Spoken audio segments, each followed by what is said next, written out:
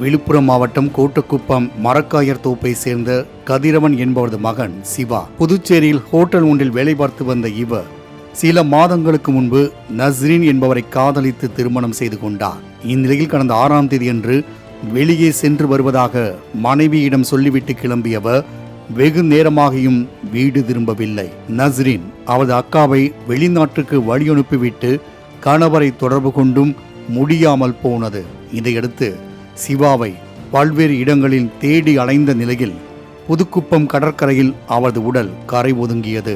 வெட்டு காயங்களுடன் இருந்த உடலை மீட்ட கோட்டக்குப்பம் போலீசார் பிரேத பரிசோதனைக்கு அனுப்பி வைத்து விசாரணையை தொடங்கினர். கிழக்கு கடற்கரை சாலை கோட்டக்குப்பம் முதல் கூனிமேடு வரையில் உள்ள சிசிடிவி கேமரா பதிவுகளை ஆய்வு செய்த போலீசார் அப்துல் சலாம் மற்றும் ஹமீஸ் ஆகியோரை சந்தேகத்தின் பேரில் கைது செய்தனர்.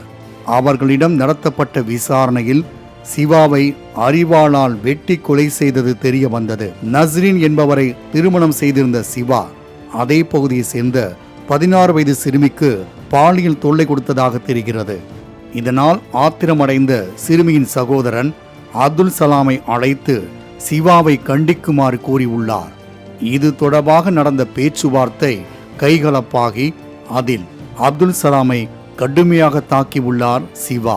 அப்போதிருந்தே சிவாவை கொலை செய்வதற்கு அப்துல் சலாம் திட்டமிட்டுள்ளார். அதன்படி டிசம்பர் 6ஆம் தேதி சிவாவை தேடிச் சென்ற அப்துல் சலாம் சமாதான பேச்சுவார்த்தையில் ஈடுபட்டார்.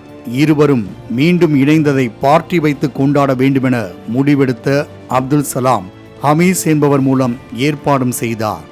இவ்வாறு 3 பேரும் சேர்ந்து கோட்டக்குப்பம் பகுதியில் மது அருந்திவிட்டு கூனிமேடு கடற்கரைக்கு சென்றனர். அங்கு ஏற்கனவே மறைத்து வைத்திருந்த கத்தியை எடுத்து சிவாவை கழுத்திலும் வயிற்றிலும் குத்தி கொலை செய்தார் அப்துல் சலாம். சிவாவின் உடலை கடலில் எரிந்துவிட்டு அவரது மோட்டார் சைக்கிளை முத்துப்பிள்ளை குளத்தில் போட்டுள்ளனர்.